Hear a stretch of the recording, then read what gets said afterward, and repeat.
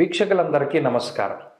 సింహరాశి వారికి ఆగస్టు మాసంలో ఏ విధమైనటువంటి ఫలితాలు కలగబోతున్నాయో ఈ కార్యక్రమం ద్వారా తెలుసుకుందాం.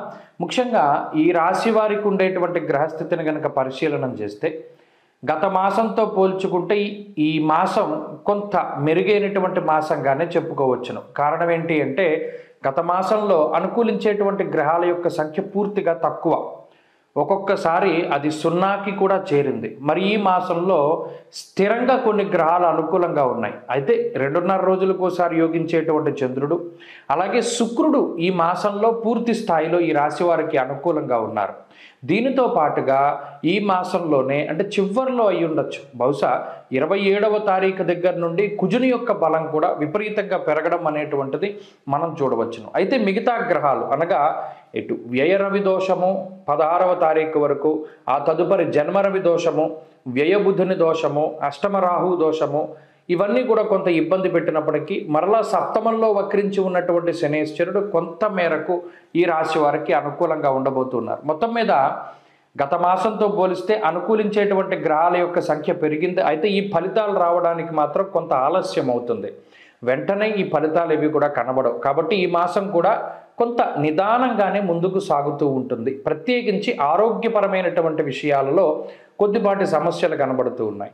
రాహు ఎంతసేపు కూడా నరాలకి సంబంధించినటువంటి ఇబ్బందులు, అలాగే ఈ తలకాయకి సంబంధించి మరీ ముఖ్యంగా ఈ మన మెదడుకు సంబంధించినటువంటి న్యూరలాజికల్, దాన్ని ఏమంటారంటే నరాలకి సంబంధించినటువంటి సమస్యలు, న్యూరో ప్రాబ్లమ్స్ అంటారు. ఉత్తినే కళ్ళు తిరుగుతూ ఉండడం, లేదా గ్యాస్ట్రిక్ సమస్యలు ఉండడం, స్కిన్ ప్రాబ్లమ్స్ ఉండడం, లేదా ఏదైనా విషపూరితమైనటువంటి పాకే జంతువులు అవి ఎక్కువగా కనబడుతూ ఉండడం లాంటి అంశాల దగ్గర నుండి సరిగా ఆహారం తినలేకపోతూ ఉండడం, ఆహారం సరిగా జీర్ణం కాకపోతూ ఉండడం, ఇలా అజీర్తికి సంబంధించిన సమస్యల వరకు, లేదా వెన్నుపాముకి సంబంధించిన సమస్యల వరకు, ఇలా అనేక రకాలైనటువంటి అనారోగ్య సమస్యలకి ఈ గ్రహస్థితి కారణమవుతుంది.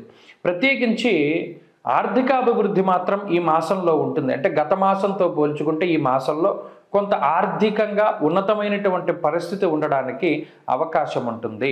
సంపాదన మార్గాలు పెరుగుతాయి, లేదా ఉన్నటువంటి ఆదాయ మార్గాల ద్వారానే కొంత రిపీటెడ్గా అంటే మరలా ఆ ధనం అనేటువంటిది చేతికి అందుతూ ఉండడం లాంటి అంశాలు ఒక మంచి విషయంగా చెప్పవచ్చును. కుటుంబ సంబంధమైనటువంటి సపోర్ట్ ఉంటుంది, కానీ జీవిత భాగస్వామి మాత్రం కొంత ఇబ్బంది పెడుతూనే ఉంటారు. సూటిపోటు మాటలతో కానివ్వండి, లేదా అవగాహన రాహిత్యమైనటువంటి చర్యలతో కానివ్వండి, ఇలా ఏదైనా కానివ్వండి, జీవిత భాగస్వామితోటి మాత్రం అంత సఖ్యత ఉండకపోవచ్చును. చిన్నపాటి మాట పట్టింపులకి కూడా అవకాశం ఉంటుంది. సంతానానికి సంబంధించినటువంటి పురోగతి సాధారణంగానే గోచరిస్తూ ఉన్నది. ప్రత్యేకించి కుటుంబ సంబంధమైనటువంటి వ్యవహారాలు అంటే తల్లిదండ్రుల యొక్క ఆరోగ్యం దగ్గర నుండి రక్త సంబంధీకులు, తోబుట్టువులు, బంధువులు, మిత్రాదుల వరకు ఉండేటువంటి వారితో ఉండేటువంటి సాన్నిహిత్యం పరంగా మాత్రం సాధారణమైనటువంటి పరిస్థితులు గోచరిస్తూ ఉన్నాయి.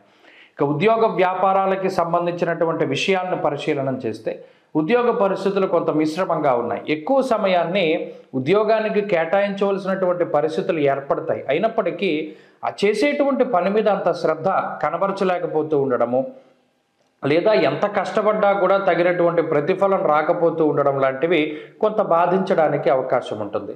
వ్యాపార పరంగా సింహరాశి వారికి ఈ మాసం మంచి ఫలితాలు గోచరిస్తూ ఉన్నాయి.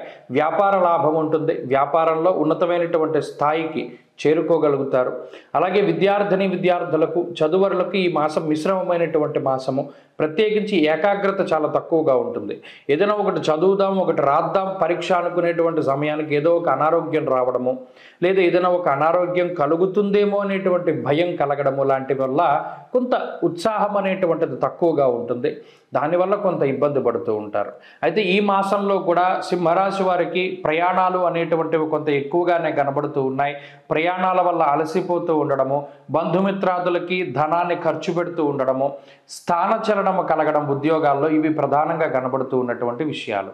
ఇక స్త్రీలకు ప్రత్యేకించి ఈ గ్రహస్థితిని కనుక పరిశీలన చేస్తే సాధారణమైనటువంటి స్థితిగతులే గోచరిస్తూ ఉన్నాయి. ప్రత్యేకించి ఆరోగ్యం పట్ల శ్రద్ధ అవసరం.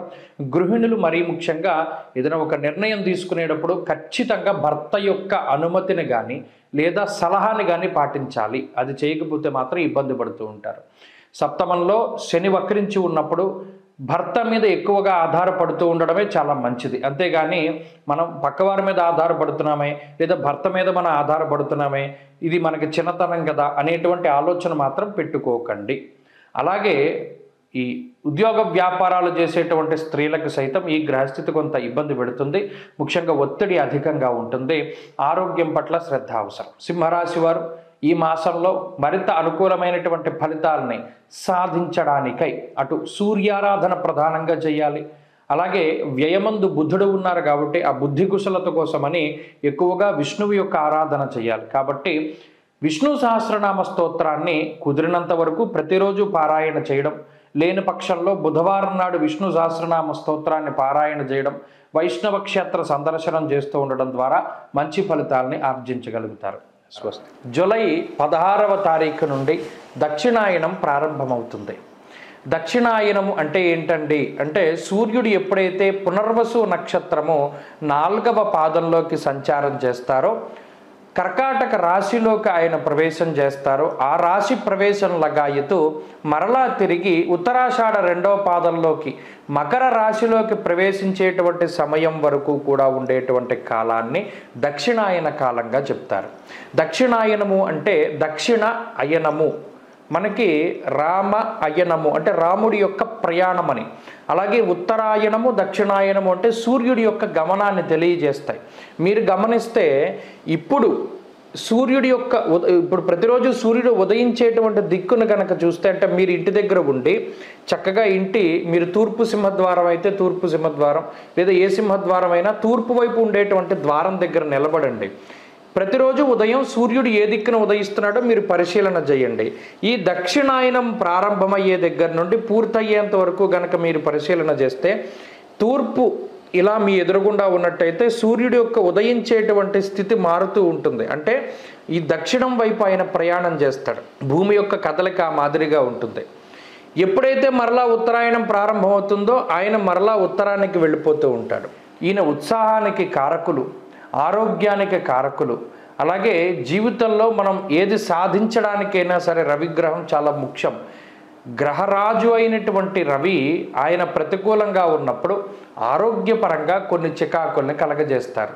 అలాగే ఉత్సాహ భంగానికి కారణమవుతారు. అనగా ఎప్పుడైతే అనారోగ్య సమస్యలు వస్తాయో మనం అంత ఉత్సాహంగా ఉండలేం కదా, అలా ఉత్సాహానికి ఇబ్బంది వాటిల్లుతుంది. దానితో పాటుగా జీవితం అంతా కూడా కొంత ఇబ్బందికరంగా ముందుకు సాగుతుంది. అంత ఆశించినటువంటి స్థాయిలో ఉండదు అనేటువంటి విషయాన్ని మనం దృష్టిలో పెట్టుకోవాలి.